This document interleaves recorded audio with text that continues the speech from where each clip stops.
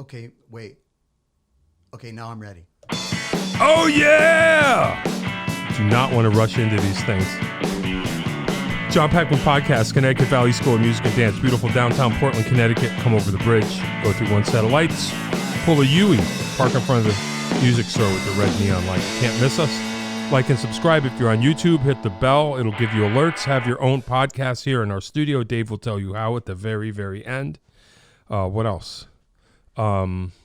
Anybody can do this. Oh, if you want to be on the show, reach out. I got a lot of people waiting. This is good. But we're here today, finally. Mr. Jordan West. Here he is. Hi. How are you, man? I'm fine. How are you? I'm good. Before we go any further, I just want to say how great it was gigging with you. Oh, hey. Back at the Wall Street. The one time. With the Running on Empty band. Yeah. It was awesome. That's right. That was cool. That was a good show, yeah. Yeah, that was a good show, actually. Yeah, that was pretty groovy. Yeah, so we did that. When was that? In May or June? Yeah, a couple months ago. Yeah. Yeah, that was cool. Yeah. Cues. That's all I need, apparently. No, it was good, man. It was great. It's okay. Yeah. I mean, I know the style. I knew most of the songs. No, absolutely. Yeah. Now, let me ask you this, because you're very opinionated when it comes to artists. Am I? Jackson Browne. I'm hot and cold. I got to be honest. He's obviously great. I don't know. It was sad. It's almost too sad for some of it is. For if you can imagine that. But no, I Jackson Browne is awesome. I don't dislike him. Okay. Right? Good. No. I don't think I do. I don't know if I would have started a Jackson Browne tribute, but I didn't. So it doesn't matter. But I mean, Jackson Browne is certainly, talented. How can I? Yeah. I can't say anything bad about it. I enjoy singing his songs. Oh yeah. Well, yeah. In that sense, definitely. I mean, like musically, oh, for sure. You're playing like Russ Kunkel. You're playing like Keltner. You're playing like, yeah. How wrong can you go? So yeah, musically, yeah, no problem. I'm not a deep. I don't know I don't go Jackson Browne deep. I don't want to start name dropping and telling stories already. So let's go. Come on. All right, I'll make it quick. I think I probably already told this story, and I hope if he ever watches this, it doesn't get it wrong. But okay, when I was young, 12, 13, 14. Starting to figure out like, oh, this is what I want to do with my life. And Running on Empty was a huge album. And I used to listen to it all the time. And I would get so sad because I would get very confused because the whole album is about, I want to go home. I'm sad. She's waiting at the loading dock. Can't you stay? It was like the saddest. The backdrop is a road that never ends. And it was the saddest record. And I remember being so confused. I said, I don't want this to happen to me. Like, this seems like a sad, sad life, but it seems like the life I'm destined for. But I'm sad. I was scared of being sad. So I destroyed my career and made sure that I didn't end up, And many years later, I work with Danny Korchmar, who is on that record. Sure. Okay. And I had to play with him for maybe close to 10 years. So we're pretty tight and we still talk. And I remember at a certain point we were talking about that. Of course, I knew who he was. I knew from all those records, especially that one. And I remember asking him one time, because he wrote Shaky Town, so we would play Shaky Town. And I said to him one time we were hanging out, because I'm a music nerd, and I would get like, all right, I have questions. After a while, I was like, yeah. And I said, was it really that sad?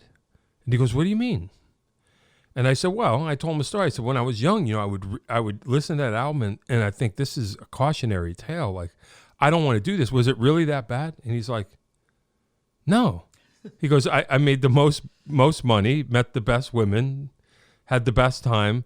He goes, the tour was only a month. He goes, I don't, and I go, because you would have thought that this was the saddest. And he's like, no. And I'm like, well, I wrecked my whole life. Because I was afraid that would happen to me. So what would I have done differently? But then I realized in the end, he came to me and I was able to at least experience the playing with someone at that level without having to make a sad album about it that would live on forever. but that was a little inside straight. I mean, maybe for Jackson it was sad, but it was not that sad. And that's it. Right, I still haven't asked you one question about yourself. Well, And go we're ahead. already. Yeah, go ahead. Well, I knew I was going to interview you. I knew it. When Did I you walked really? In, yeah. Oh, no. It was my plan. Oh, God. And it worked. All right. Yeah. But anyway, that did blow my mind when you look back and you just go, gee, Oh, for sure. that I wish I had known that it would be that much fun. Oh, well. All right. So tell us about yourself. Singer, among other things. Yes. Tell us all that you do. All right. So, singer by trade. Sure. But, I play guitar. I play bass. Oh, I play some Latin percussion as Right. you've experienced. sure. Yeah. Yeah. Well. But no, you set them up and it's a party. So I'm all for it. Rhythm is rhythm. There you go. And, over the years, I've done a lot of different stuff, man. Like I said, Yeah. 50 years, I hate to say it, been playing, gigging, Wow. Every kind of gig you can imagine. So,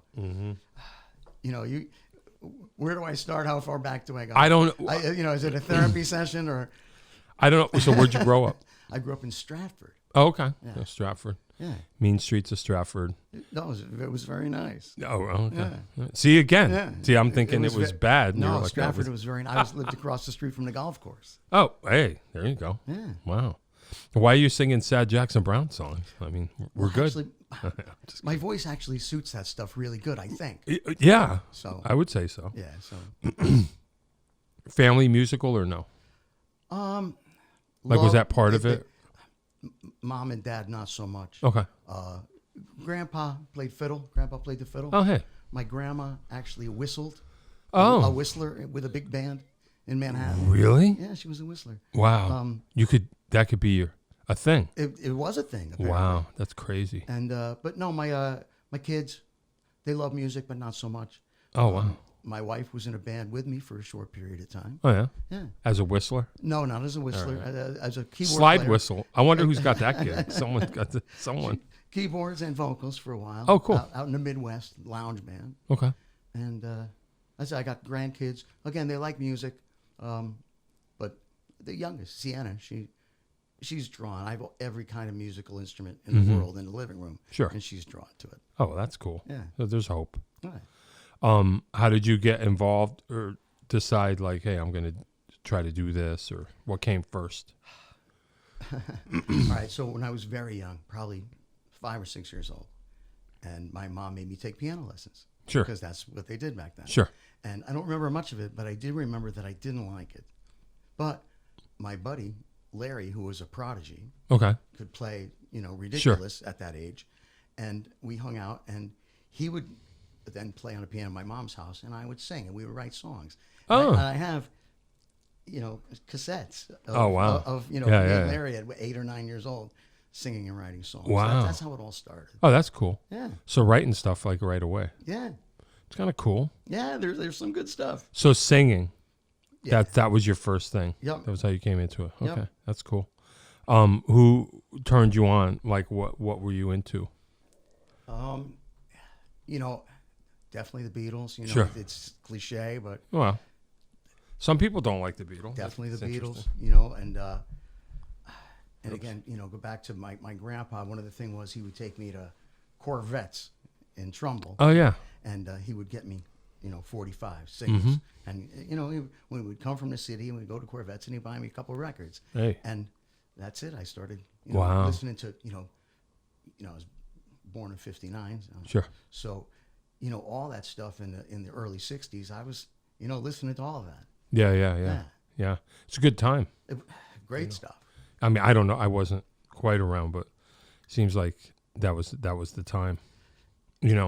For sure. I mean, and then, getting a little bit older, then definitely getting into the Who and Zeppelin and Black Sabbath Sure, and all sure. that. And when you're a kid and you hear that, that's mind blowing. Yeah. You know what I mean? Yeah, It's yeah, not, yeah. it's not the Beatles anymore. Right. You're in a whole different world. Yep. Yeah, that's kind of cool. I can imagine Yeah. that. Who was first? Led Zeppelin, the Who, like, or all at once, like the rock era, like well, all of a sudden. Like after the Beatle and Herman's albums and all that. And, and the Archies. Sure. Yeah, Let's geez, be honest. yeah, come on. Boyce and Hart, they write great songs. Sure. Right? Yeah. Probably Hal Blaine on all that stuff. Whatever. Absolutely. It's all good. I think like the first real like rock record that I wanted to get was Tommy Oh, sure. the Who. Yeah. And, you know, for no other reason that it was Tommy the Who. What is this? Yeah.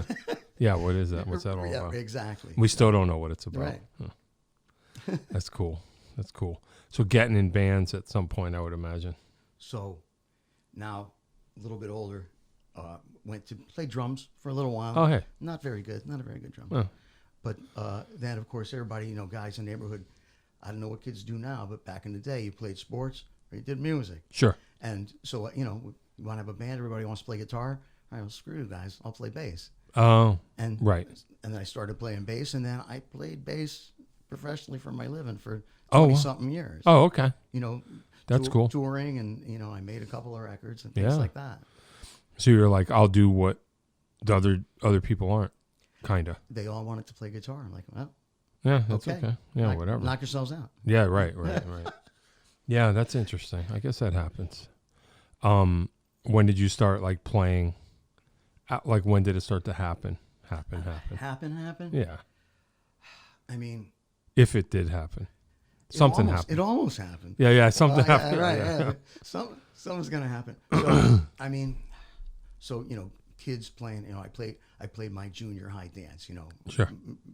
Me with my high school buddies played my junior high dance, and then I had a trio called Jordan. Okay. Why not? And we were playing. Now, here's the thing. At the time, I was 15 years old. If you were 16, had your driver's license, you could drive to the clubs and you could play in the clubs. Right. And you could drink in the clubs. Nobody cared. Oh, you were an adult. If you could get there, yeah. Yeah. So wow. I was playing in bars probably, 2-3 nights a week, when I was 15 years old, which kids don't get a chance to do anymore. Right. So I talk about cutting your teeth. Yeah, I played, professional, in quotes, gigs. Yeah. Before I had a driver's license. Yeah, I know what you mean. Yeah, me too. Yeah, it was different. It was different. And if you wanted to play 7 nights a week, you could. And let me tell you, you could still make the $100 a night back then, in 1968, whatever. Imagine. I remember I used to play the Pinecrest every Sunday. And at the end of the night, Al would peel me off $300 bills because cover charge was $1. Yeah, right. That's pretty cool. Yeah. Yeah, man. Yeah, that's heavy. Yeah, I know what you mean. I suppose kids do something.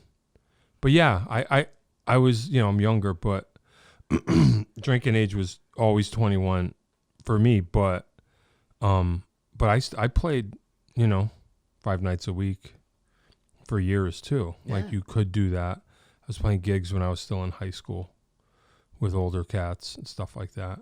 Yeah, it's how you get your experience. Absolutely. Yeah. I don't know. I've said this before, but I guess in a way, maybe people don't feel this way, but I do, just because you're inclined to knock where you're from, but we feel like, oh, we're here in Connecticut, whatever. But New England, you can go 2 hours in any direction. There's a different market. Absolutely. So, like you're saying, you could play 7 nights a week if you wanted to, and almost even do one-nighters, even if they're, whatever. How are you going to do that in Des Moines? Can't. You know what I mean? Yeah, no, I do. Like, my family's from Pittsburgh, and there's a scene in Pittsburgh always ebbing and flowing, but it's Cleveland, is over 2 hours away. That's it. Right. There's no, where us, you can. Well, you go Providence, Hartford, Boston, Right. Philly. Right. It's all right there. Right. So we develop as players because there's opportunity.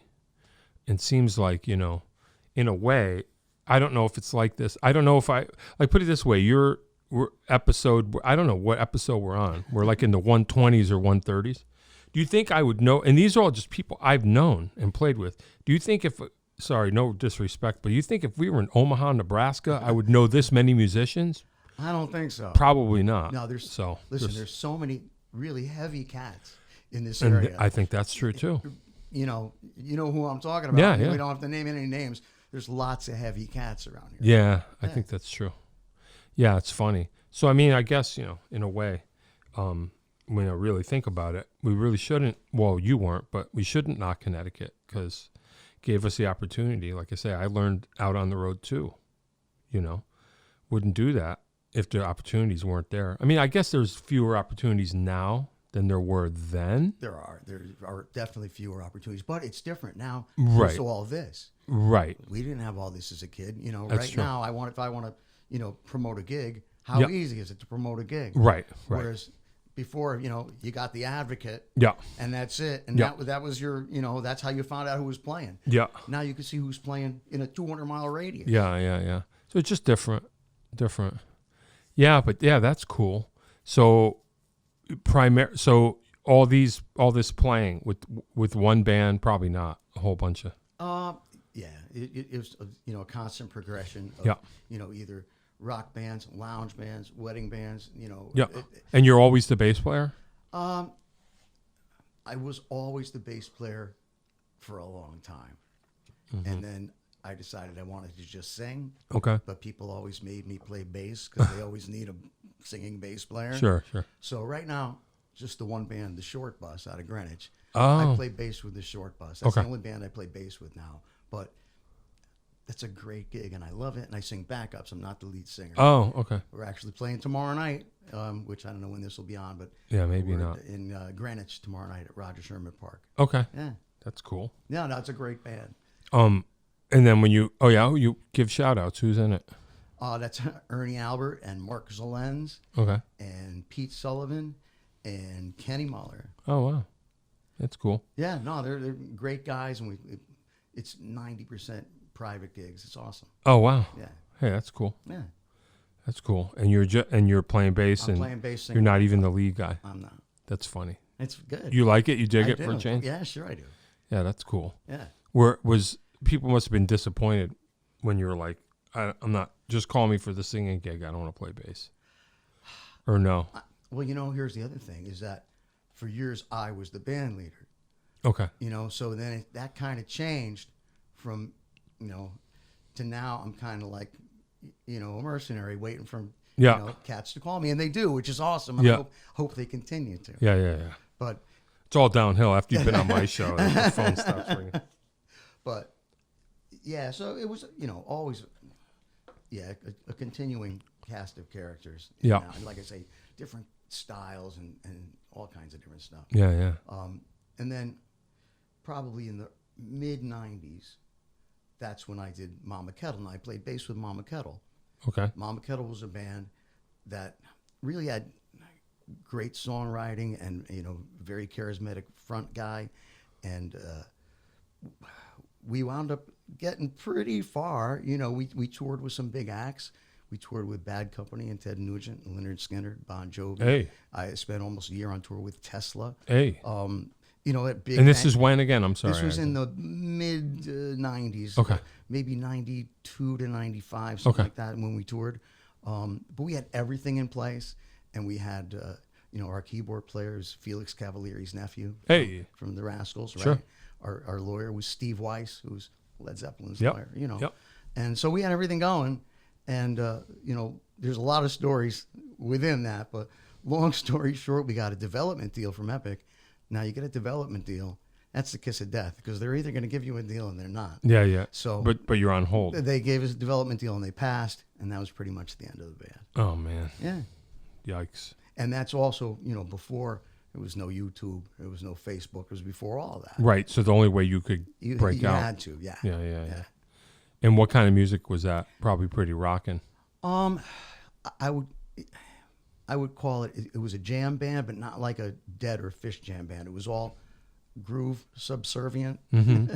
Yeah, right. And kind of a cross between the Spin Doctors and the Chili Peppers and that type of thing. And you were just singing? I was just playing bass in that band, also singing backups. Oh, okay. Yeah. So there's the only video of that band that exists is on YouTube. If you type in Mama Kettle, there's 5 or 6 songs from Boston Public Access. Oh, wow. That's the only video of that band. Which we'll be watching. That exists. We'll check that out. Who else was in that band? Anybody we know? I don't know if you know Steve Broderick. Steve Broderick went on to Oh yeah. for 10 years with the Trans-Siberian Right. Orchestra. I know Steve. You know Yeah, Steve? yeah, So yeah. Steve Broderick was the lead singer and songwriter for Mama Kettle, Okay. That makes sense. along with Michael Felix, who was Felix Cavalier's Yep. nephew, Yep. myself. Let's see, who else? I can't remember. It's two other guys. Yeah, it's okay. But that was the big. Yeah. This is it. Let's see, Mark Mizell, drummer, and I'll get the guitarist in a minute. All right. Yeah. Good thing we're not live, or else he would call in. Whatever. Okay. Wow. So that was going to be it. Yeah, man, that was, you know, Yeah. that was a great time.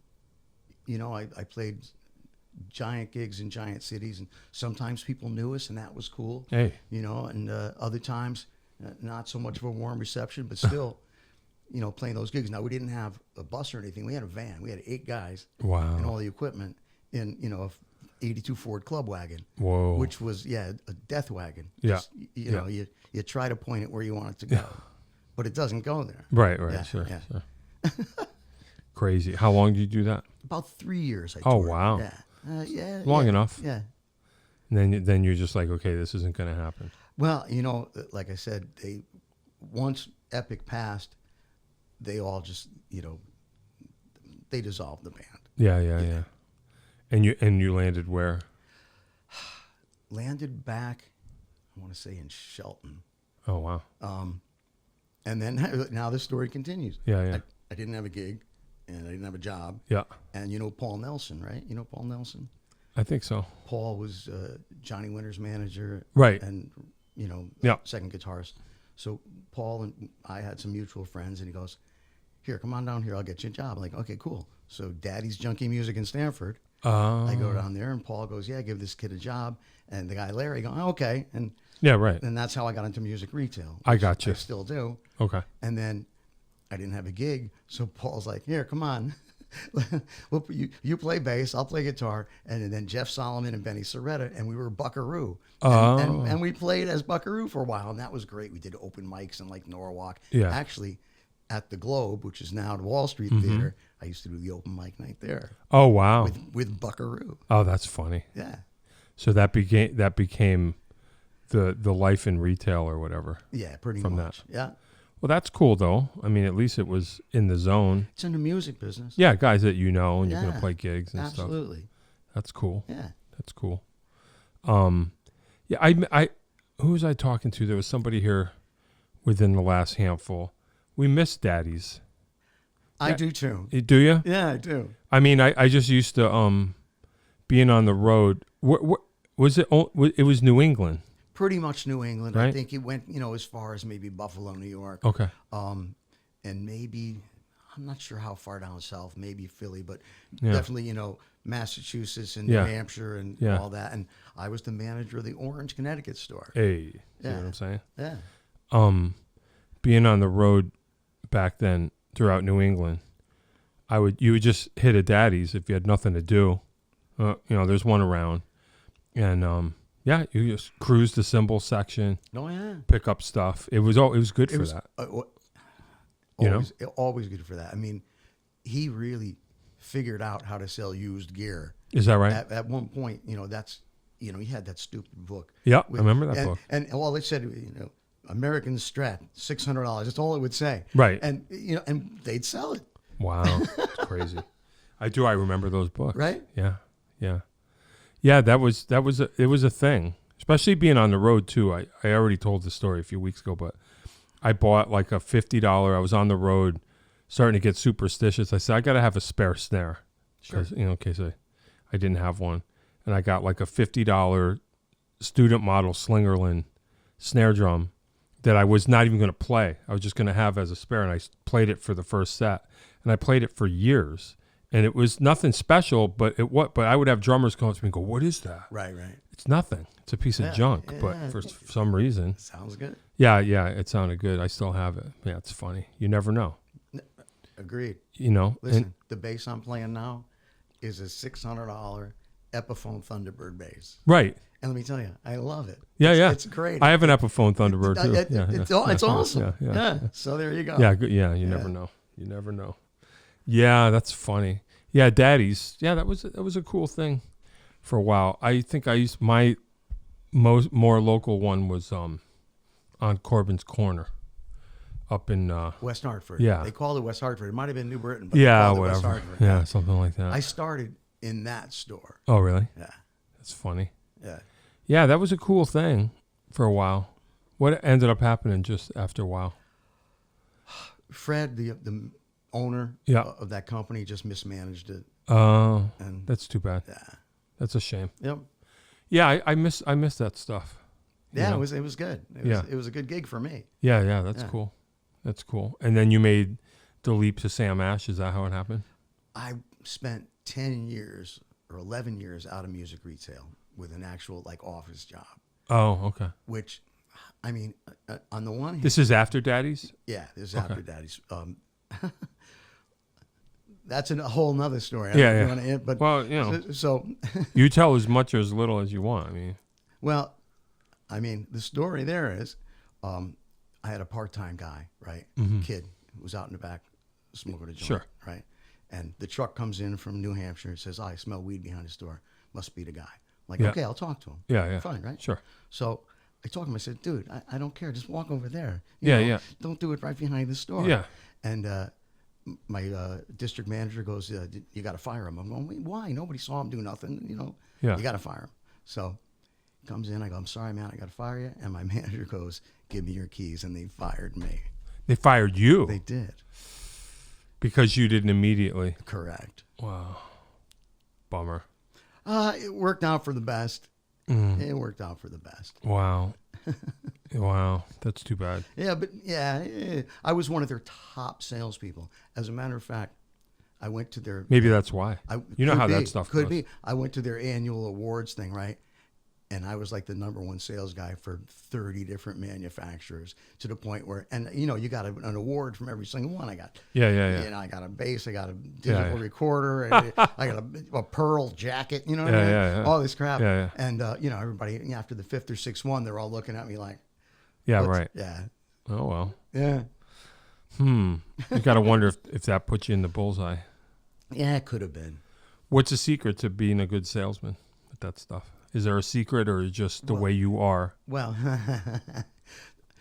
part of I've it never is, sold. part of it is the way I am, I guess. But here's the thing: I've been buying and selling and trading gear since I was 14 years old. Right. So Sure, when it comes to that, you come into my store with a piece. I know the history of it. Right. I know what it's worth. Right. We can do some other looking and checking, but I know what you got, and Yeah. so for that thing, people come to sell me stuff. I know what everything is worth, and I know with vintage stuff I'm pretty good, not 100%, but Yeah. I can tell if something's real or not real, and Sure. whether it has issues or not. And then the other thing is people that come in that don't know what they want, you got to tell them what they want. Right. If they don't know what they want, this is what you want. Yeah, right. And Right. you have to be sincere about that. Yeah, and, yeah. and this is what you need. Not only do you want this, but you need this. Yeah, sure.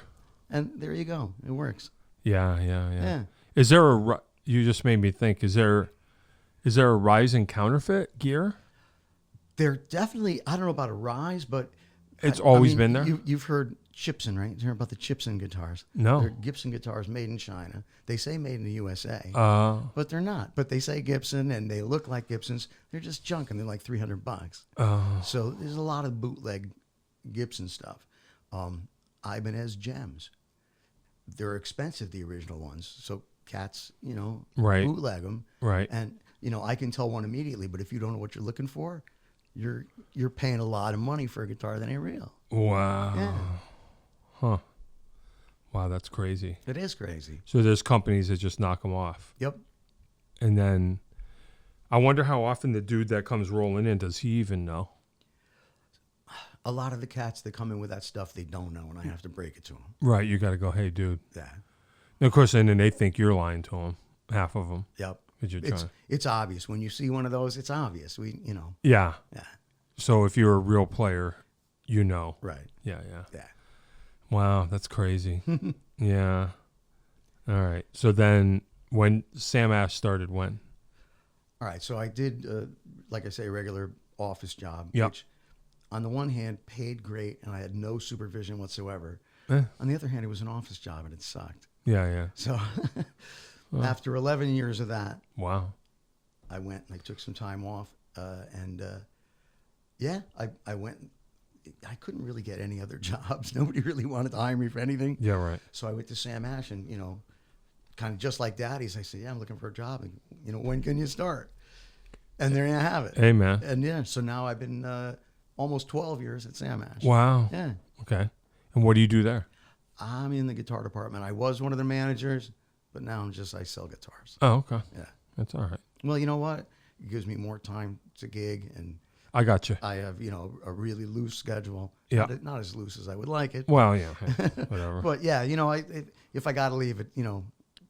hour and a half early, it's okay. Yeah. That's cool. You have to, well, probably not. I mean, so you're not primarily a guitar player. No, You just ended up in the guitar section. I play a lot of acoustic guitar. Yeah. And I played electric guitar on gigs. Yeah. Yeah. But I just know that stuff. Right. So you don't need to be like the hottest guitar player to run the department. Absolutely not. No. Okay. No. But you got to know your stuff. You have to. Yeah. Sure. You have to know what's what. Do you think that do people younger than us know their stuff? Like, you know what I mean? Like, there's different stuff. You know what I mean, though? I do. Because, like you say, you over your years of being aware of gear, we know things that normal people wouldn't. But is that part of our experience too, career-wise, coming up? Young guys without the experience that we had, do they know as much about what's bootleg, what isn't? No. They do not. No. Wow. What does that mean for the biz, I wonder? Well, I mean, anybody like that has got to get, a second opinion on something anyway. So, right. It's not going to go through them. I got you. Yeah. So hopefully there's still at least one old guy like us that's going to be like, yo. I'm the oldest guy in the store now. Oh, really? Yeah. Wow. How's that feel? Old. Yeah. It feels old. Yeah. Yeah. But, I like hanging out with the youngsters. Yeah. Yeah. Yeah, that's cool. Yeah. And they respect. For the most part. Yeah. Yeah. I see Eric left after 27 years. Holy crow. Yep. Wow. What's he doing? Do you know? I haven't seen him He on actually Facebook in a while. works for Remington Arms in Shelton. Oh, okay. He's in their customer service. Okay, so he's still working. Yeah. Just no more Sam Ash. No. Yeah. Again, 27 years there. Wow. Yeah. Wow. It's enough. Yeah, I guess so. Yeah. I mean, I've been down there in a while. So it was nice to know that he was there. At least someone. That, Again, somebody who knows his stuff for real. Yeah. Yeah. I mean, I suppose there's young guys. It's just for my generation. You Yep. know, you remember people that you knew. Whoops, you'd want to. Oh no, I think I unplugged myself. Oh no. All right. Anyway, hold on. I think I. Standing by. Ooh. Uh-oh, keep talking. Okay. So, John. Yes, sir. I've been looking at some of your lists of songs and some of the yeah. some of the bands that you dig and some that you don't. And now I've got just the left side. Yeah, can we roll with it? No, man, I can't work under these conditions. Are you kidding me? You brought me all the way up here. Yeah, it sucks here. It's my bad ear. Yeah, sorry. No, it's all right. Flip over. Yeah, Anyway, I stepped on the cables. That's what so here, Tom Waits, yay or nay? I'm a big fan. So I like the idea. I like him. I don't know where to start. There's so I'm the kind of person, if I get into something, I have to start at the beginning, listen to everything in order, and read every book there is. That's the only way I can. And I have a hard time with his voice often. It can be difficult. Yeah. So when I've been exposed to it, I'm just kind of like, But I've also heard other things, that's why I got to figure out what wedge I'm in, because, I mean, obviously I think he's great and I like him, and I mean, lyrically, yeah. ridiculous. Yeah, sure. Yeah. I mean, I haven't quite found my way in yet. I don't quite know. Have you listened to Nighthawks at the Diner? No. All right. Cause yeah. Listen to Nighthawks at the Diner. Okay. I will. It'll change okay. everything. Yeah. No, I will. I will. I believe you. But yeah, no, I don't dislike Tom Waits. I just can't. I have a list. Like that's a heavy one where I'm just like I'm gonna need time. Right. No. Yeah. For sure. No. You know what I mean? Yeah. That's. But yeah, I mean, I don't. When I think of Tom Waits, I don't go no. I just go I don't know. I don't know yet. You know, I got to get there. It's on the list. Yep. So I don't know. Yeah. Nighthawks at the Diner. I wore out that record. Okay. Yeah. All right. I'll check it out. What else? Let's see. So, John, Because I'm always on a tear. how does that make you feel? No. Yeah. Oh, God. I have no feelings. I haven't felt in years. So. All right. What else, man? What do you want to know? Gee whiz. I don't know. I mean, what do you want us to know? I mean, you said you had stories. There's stories that I tell. Absolutely. Well, start telling them. How do you want me to prompt one? Let's see. I mean, stories from the road. You know, that you would want us to know. I mean, there's a couple good ones. One of the best ones is when we opened up for Lynyrd Skynyrd at the Lakewood Amphitheater in Atlanta. Oh, wow. And if you've ever seen Skynyrd, they have the Freebird, which is this big giant eagle that they put on top of the piano. The light shines down from a million miles. People go nuts, and then they come out and they play Freebird. Sure, that's the encore.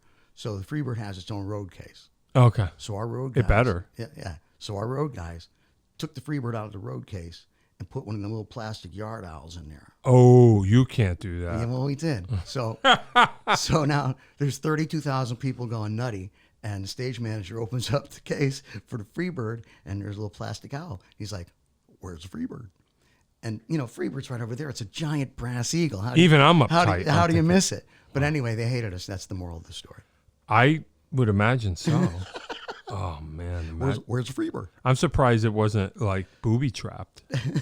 That nobody ever thought of that before. No. So you ransomed the. Well, no, but they took it out and they put it literally. It's a giant brass eagle. So they still managed to get it on. Yeah. They just swapped it out. Yeah. But that look on his face. Yeah.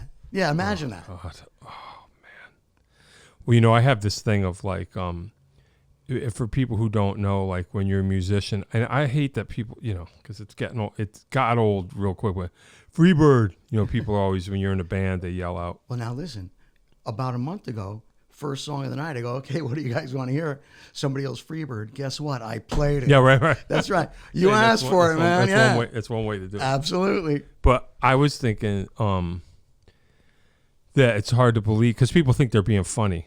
I don't know how that got started, but people think they're funny when they yell out Freebird. And do you realize there was a time when Skynyrd played Freebird and everybody was like, what's this? Right. Yeah, can you imagine? Like, we're going to play a brand new song. Now, and everyone's like, boo, we don't want to hear a new song. I do my solo gig and people ask for Freebird, I go, that's fine, but I don't play any lead guitar. So I played a song which is 2 minutes long. Right. Then I played G, B flat, and C for 6 minutes. Yeah, right. And I'm relentless. It's like a Family Guy thing. Yeah, Yeah, here you go. That you asked for it. Yeah. Yeah. Now I have mixed feelings about Skynyrd. It's not my thing, but they're a good band. There's no doubt about that. Every song is a smash hit. It's like when I play, open for Bad Company. Sure. Every song is a smash hit. Yeah. Whether you like it or not. Yeah, sure. Every song's a smash hit. Sure. Yeah. No, so you got to give them points for that. Oh yeah, no doubt. It's not my thing, but they're obviously a really good band. I forget. It was something I was hearing lately, and I was like, man, these guys are, like you forget about it and you just go, man, these guys are really good. They're really smoking. When I was in junior high or high school, everything was about Southern rock. And I never thought about it at the time because I didn't know anybody. But recently I heard like Molly Hatchet, they're badass, man. That old stuff, they were a good band. Yeah, I'm like, oh, yep, this is much better than I remember it. Yeah, I didn't that's know good any stuff. better. Yeah. Kind of funny. Yeah, I don't know. I don't know about Freebird. I don't need Freebird in my life. Nah, Yeah. All right. What other stories you got? Let's see. From what aspect? From what era? I don't know. All right. I don't know. There's another story I tell all the time because you can't make it up. Yeah. I was playing a wedding. Big band, whatever, 7-10-piece band, at Alex and Henry's Venetian Garden in, I want to say it was White Plains or something. No, you're not messing with their road cases. No, not at all. So anyway, giant wedding. The plates were monogrammed with the bride and groom's name. No, you bet. Ridiculous. So anyway, we're playing, and the maitre d' says, "Look, play the Lobster March." You know, the Lobster March? What are you talking about? Yeah, you know, the Lobster March. So I guess the New York bands, they play the Lobster March. So we figured out it's the Colonel Bogey March. Oh, I got you. Okay. Yeah. So we're playing the Lobster March, and all these waiters and bus people come with live lobsters, and they parade around the room. Oh, I see. With live lobsters. Oh, boy. It's the Lobster March. Soon to be dead. It's the Lobster March. So anyway, maybe about half hour after that, maitre d' comes, and he puts this brown paper bag by the side of my bandstand. I had my nice JW, Jordan West bandstands. And he puts the bag down there. Now the bag is moving. So I'm thinking, oh, it's so nice. He gave me a lobster. That's cool, right? Yeah, sure. So then, photographer comes over. This is no lie, man. Wow. You can't make it up. Photographer comes over, says, listen, have all the guests get in a big circle of love, and then put the bride and groom in the middle of the circle. And okay, so I get on the mic. All right, everybody, circle of love around the bride and groom, right? So photographer's assistant. Dun. The photographer's assistant opens up the bag, and there's 2 doves in there. But the doves had asphyxiated because they didn't put any holes in the bag. Oh, so now this is dead doves. Dead doves. So listen, they take these 2 birds and hum them at the bride and groom. One hits the groom in the head, right down to the floor. Oh. The other one still had some life in it, dove to the ground on his back with his little heart pumping, right? And everybody, and I'm thinking, the bride and groom sleep with the doves. Ooh. That's insane. You can't make it up. They put it in the bag and didn't. And now the moral of that story. And they didn't know. They just thought it was going to triumphantly fly. Yeah, they thought I'll fly, and they took the picture. It's beautiful. They paid probably another $500 to get dead birds thrown at them. Lisa, I thought you were going to say it was a horse's head in there. No, dead birds. It's almost as dead good. Birds. It's the dead bird story. God, did anyone have a sense of humor? No, it was horrific. Ooh, yeah, that's pretty brutal. Yeah, that sounds bad. Yeah, it's a bad one. Not good. Yeah. Wow. Yeah, that's heavy. Yeah, I'm trying to think if I can. I don't think I could top that one. It's a good one. Dead doves in a brown paper bag. Brown paper bag. Yeah. After playing the Lobster March. Oh God.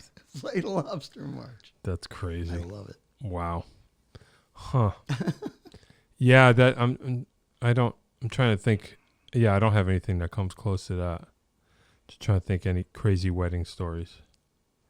Oh God, this is embarrassing. I remember this one time. I couldn't stop myself. I don't know.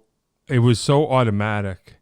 I was playing a wedding, and I don't know if it was the first day, but somebody fell. But it was like the father, daughter, or everybody was watching, and someone tripped in the middle of the song and fell. And as I hit the ground, I went. I hit it. I wasn't thinking. I wasn't thinking. It was just a reflex. They got up.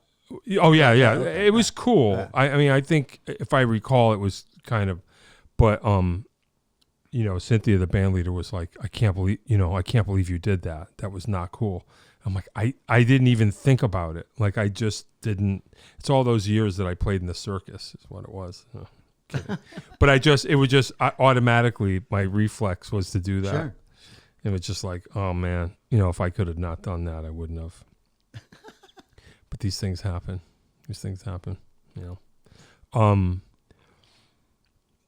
So what's next because it sounded like when I had Mr. Schneider in, that he's kind of sounded like the Run on Empty band was done-ish. It feels that way. I can't say that for sure. Yeah. We've got this gig coming up in a couple of weeks. Yeah. Whether that'll be the last, I don't know. Yeah. Who knows? We had a good run. Yeah. 8 years, something like that. 7, 8 years. Hey, man, whatever you say. Yeah. But I was like, oh, okay, maybe I'll do this more often. And then I had him here, and I was like, oh, damn, I didn't realize that was one of the last ones. Yeah. Yeah, it was cool. We'll see. I mean, you know what? You never know with John. John. Yeah, right. He can't go without a project for too long. Right. So he might. Yeah. That's cool. How many people in that band? Now, how did you get involved in that? And did you how many did you know from before? All right. Well, I knew Howard. Yeah. Obviously. Yeah. You know, Howard. Sure. When I recorded at Trod Nossel, Howard was at Sure. Trod Nossel, and John. I've known John for 40 years. And here's another story. I was playing with the Breakfast Band. I don't know if you remember the Breakfast Band. Yeah. WPLR Yeah. promotion. I started with the Breakfast Band, and we would at the time we could play any club we wanted. But anyway, we're playing this club, and we're a rock band. You know, we're playing, you know, Black Sabbath and Jethro Tull and Golden Earring and all these, you know, bloated rock songs. And this guy comes up and goes, "Oh, I love you guys. I want you to play at my Christmas party." Like, okay, cool, right? Whatever. So we get to the Christmas party, and it's the anesthesia associates, all these doctors and their wives, and they're all in tuxedos and everything. Okay. And I'm like, John, I don't think we're the right band for this gig. Yeah, he right. goes, you just do what you do. Just play. And I played his party for like 10 years in a row, and that's how I got to know John. So these people were ready to party. Yeah, yeah. Oh, wow. That's cool. Yeah. I don't know what that says for anesthesiologists But ready it to was rock. it was unexpected. And they handed you a bag of anesthetized doves or whatever. Wow. So that's how you met him. That's and how then, I met then he John, was yeah. like, and then when he decided to put the thing together, he was like, you? Well, you know what? He first wanted me to play bass, and I'm like, you know, I just want to sing, John. And he said, okay. Because you know what? I mean, you saw what I do. It would be hard to do that while I'm playing bass. Right. Yeah. Yeah. You're kind of the guy. So then Howard was like, he'll play bass. Yeah. Yeah. It's kind of cool. Yeah. Yeah. Howard's a great bass player. Yeah. I know. Yeah. It was Yeah. funny. Yeah. I never thought about, I'm not surprised. Right. I might have played a gig or two with him on bass, but I didn't, of course, I think of him as a guitar player. Right. Of course. And, And a songwriter. Great song. oh yeah. No, yeah. And, but I guess when I did the gig, I was like, oh, well, but then I was like, oh, he's great. Not that I shouldn't, I shouldn't be surprised. It's just like in my mind, he's not a bass player, but what No, does that right, mean? right. But No, what you- does that mean? you think of him as like a I'm not a guitar player. drummer. I play the drums because they're there and it's music. I don't consider myself a drummer or whatever. Right. Probably like he doesn't consider himself. Maybe that's the way, in a way, it should be kind of. I don't know, but anyway, yeah, he was great. Yeah. It was fun.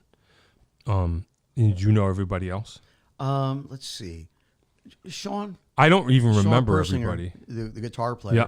Known him for a while. He's a good dude. He's Yeah. crazy good guitar player. Yeah. AJ Gundel, Mm-hmm. He's going to know- be on. Got him lined up. super talented. Yeah. Ridiculous. I mean, Yeah. next level. Yeah. Yeah. Known him for a little while. Okay. And back in the days, the Helium Brothers, they were big in New Haven. Okay. Yeah. Yep. Rob. Yeah, Rob. I Also I- on the list. I kinda- Everybody's on. I kind of know from Yeah. weddings up in the Waterbury area Yeah. and around here. There's Yeah. you got your wedding factory down the street over there. Yeah. Yeah. Yeah. St. Clements. Yeah. Bo Bolero. Yep. Yeah. Yeah. They're still doing it. They Yeah, sound man. great. Yeah. It's Yeah. crazy. Yeah. Cool.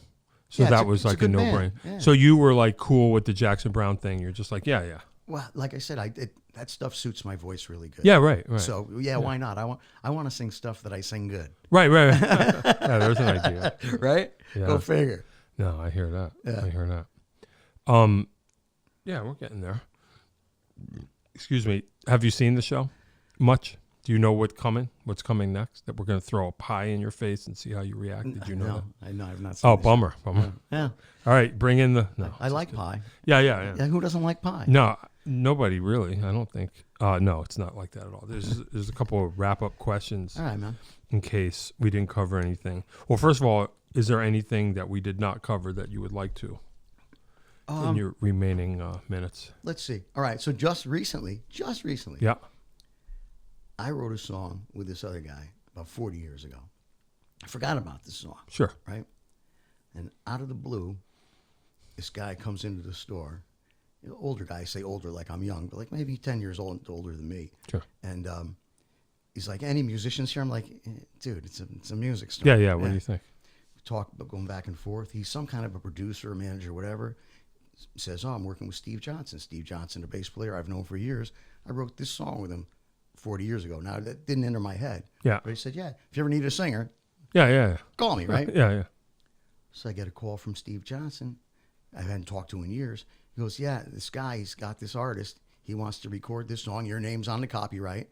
And wow. yeah. How weird is that? Yeah. So I'm like, let's get together and we'll talk about what your piece is. I'm like, dude, I'm in. Yeah. So, and it's a good song. It's definitely a good song. Hey, that's cool. So out of nowhere, a 40-year-old song, maybe it'd be a success. Wow. Who knows? That'd be crazy. Yeah. Imagine that. Huh. That could happen. Strange things. Desert Island albums, a handful that you would bring with you to the desert island forever. Forever. Yeah. All right. Queen, Sheer Heart Attack. Oh, wow. Okay. Sure. Let's see. That's a good one. Abbey Road. Sure. Although, I mean, we all know it by heart. You don't need to listen to it. Yeah. But I do. Well, yeah. No, I like hear it. you. Yep. Definitely Tom Waits' Nighthawks at the Diner. Okay. Yeah. You gotta have it. Cool. Yeah. And I don't know, maybe Led Zeppelin 3. Yeah. Interesting. Yeah. I like 3. Yeah, I like every song on 3. Yeah. There's something about it. Yeah.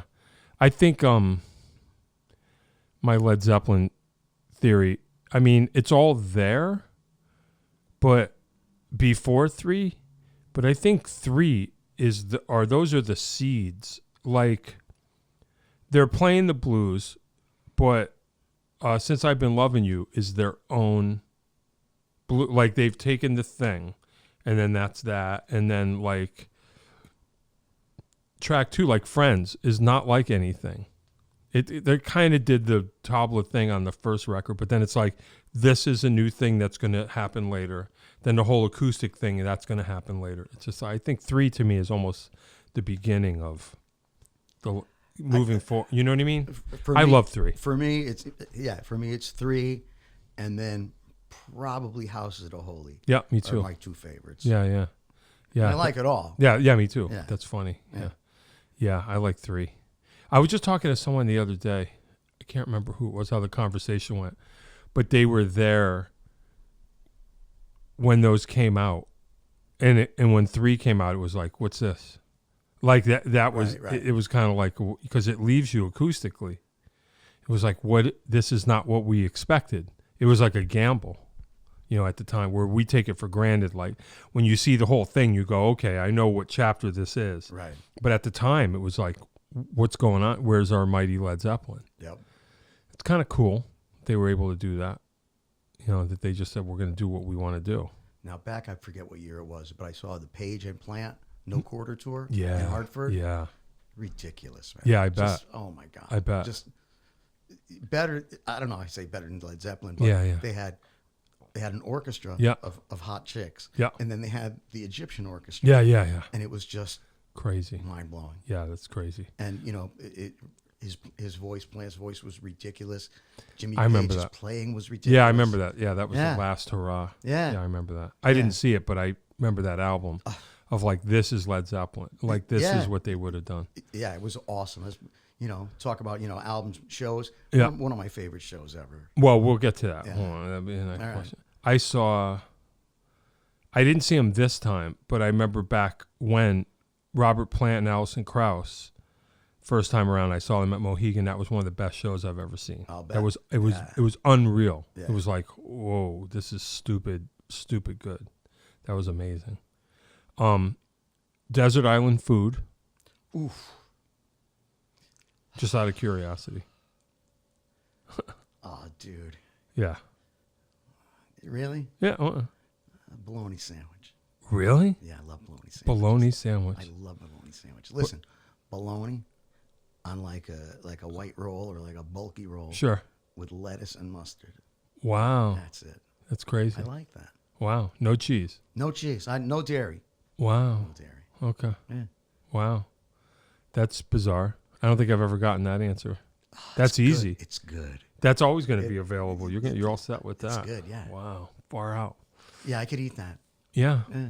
Go ahead. But shows that you've seen that changed your whole. I was just trying to think of the question. I'm a little out of it. So, that changed you. all right. So, another story I tell all the time. 1975. I went to Madison Square Garden to see the Rolling Stones, Mm. and the ticket was $12.50. Yeah, right. And it was outrageous. It was the Rolling Stones with Ronnie Wood, his first show as a Rolling Stone, Oh, wow. and Billy Preston Mm. and Hollywood Horns. Crazy. Yeah. Just crazy good. Yeah. Yeah. I would imagine that would do it. Amazing show. Wow. Yeah. Crazy. Let's see what Crazy. else. Yeah. I used to go see Jethro Tull a lot. And, now I kind of fell off Yeah. that train. But I used to like going to see Jethro Tull, and they put on a great show. Really? Yeah. I can't get into them. Yes. It was good. It was, I saw him probably 2 or 3 times. That's funny. Let's see. Eric Clapton at the Yale Bowl Okay. when he was ripped out of his mind Oh, and boy. left early. Oh, boy. Oh, really? Yeah, you see pictures of Eric wearing a raincoat, a clear raincoat, and that's from the Yale Bowl. Oh, And he okay. was- I'll have to look for it. He was ripped. Really? Yeah. What year was that? I can't tell you the year. Yeah, I don't yeah. know. Yeah. In the 70s, I guess. Not a good show. I guess it happens. Don't do drugs, kids. I guess, right? And then Alice Cooper at Madison Square Garden. So it was Flo and Eddie, Yeah. Blue Oyster Cult, and Alice Cooper Wow. when he hung himself. Yeah. The one time. Yeah, Yeah. that was Oh, man. that was a great show, and that's back in the day. Now my dad took me and my buddy, so we were probably, I don't know, again 15 years old or something, whatever. And my dad went, and all crazy stuff going on because people thought Alice Cooper, they didn't know he was a character, and Sure. a lot of crazy costumes and drag queens Sure, and all sure, that sure. stuff. And my dad smoking his pipe, just regular, Yeah. tobacco pipe, and just taking it all in while me and my buddy sat and watched this crazy show. Yeah. Yeah. God, crazy. Yeah. Yeah. You know Joe Bouchard, Blue Oyster Cult? Yes. I've had him here. Yeah, Yeah. he's funny. Yeah. He was probably on that gig.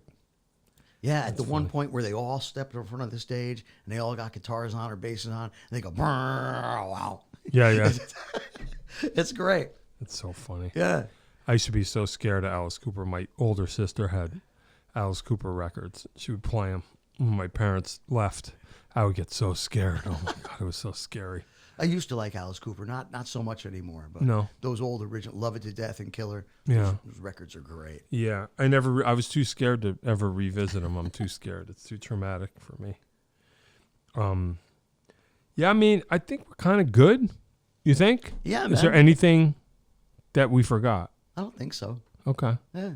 All right. Well, I appreciate you coming. We can do it again after a while. If you think of anything, Yeah, you man. want to go round 2, go ahead. I appreciate you having me, man. Yeah, of It course. was Yeah. cool. Yeah, we're gonna get some more of the folks from the band. Cool. I'm starting to get people lined up. Yeah, AJ, I'm sure he's got stories. Yeah. He reached out. We're going to do that. Maybe we'll do that next week. Cool, But man. yeah, cool. All right, you good? Yeah. I'm gonna press the button. Press the button. Don't get scared. All right. All right, bologna, white bulky roll, lettuce, mustard, Brown mustard. brown mustard. Brown mustard. Yeah, okay. All right, John Peckman Podcast, Connecticut Valley School of Music and Dance, beautiful downtown Portland, Connecticut. Come over the bridge, go 1, 2, 3, go through one set of lights. Pull a Yui, park in front of the music store. Have your own podcast. Anybody can do it. Thank you, Jordan West, for being here. Thank you. See you next time. Thanks a lot, kids. That is all. If you'd like to start your own podcast, give us a call at Connecticut Valley School of Music and Dance. Our professionally designed podcast space is here for all your recording needs. Rent out our studio to do interviews with up to 4 people, to record audiobooks, social media content, and all other recorded material. Our rentals include a private studio along with our professional-grade podcasting equipment, and we can customize your output to whatever your needs are. We also have green screen capabilities, which will expand to video capability if you so wish. So check us out here at convalley.net/podcast.